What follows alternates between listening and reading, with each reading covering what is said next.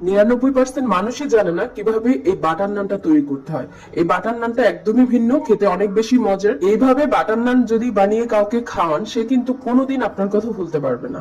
প্রথমে বাটার নান বানানোর জন্য আমি এখানে 3 কাপ ময়দা নিয়েছি, লবণ দিয়ে দিলাম হাফ চা চামচ, চিনি দিয়েছি 2 টেবিল চামচ।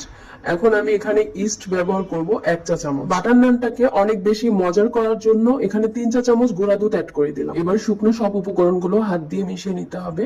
হাত দিয়ে ভালোভাবে মেশানো হয়ে গেলে এর মধ্যে আমি তেল অ্যাড করে দিব। 2.5 টেবিল চামচের মতো সয়াবিন তেল অ্যাড করে দিলাম। আপনারা চাইলে এখানে বাটারও দিতে পারেন। আবারও সব উপকরণের সাথে তেলের সাথে ভালো করে মিশিয়ে নিচ্ছি। রেডি করার জন্য আমি এখানে হালকা কুসুম গরম পানি অ্যাড করব। ইস্ট দিয়ে যখনই আমরা কোনো নাস্তা তৈরি করব, সেই ডো এর মধ্যে অবশ্যই হালকা কুসুম গরম পানি অ্যাড করব।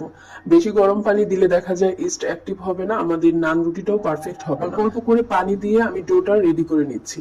আর ডোটা একটু স্টিকি হবে, তাহলে নানগুলো অনেক সফট হয়। একটু নরম করে ডোটা রেডি করে নিতে হবে। ডোটাকে ভালো করে মথে নিয়েছি। এবার উপর থেকে তেল ব্রাশ করে 2 ঘন্টার জন্য ঢেকে রেখে দিব। ভালো করে ঢেকে রেখে দিব, কোনো বাতাস যেন এর ভেতর ঢুকতে না পারে সেদিকে খেয়াল রাখতে হবে। 2 ঘন্টা পর দেখতেই পারবেন এই ডোটা একদম ফুলে ডাবল হয়ে যাবে। তখন এর ভেতর থেকে বাতাস বের করে সবগুলো আমি লেচি কেটে নেব।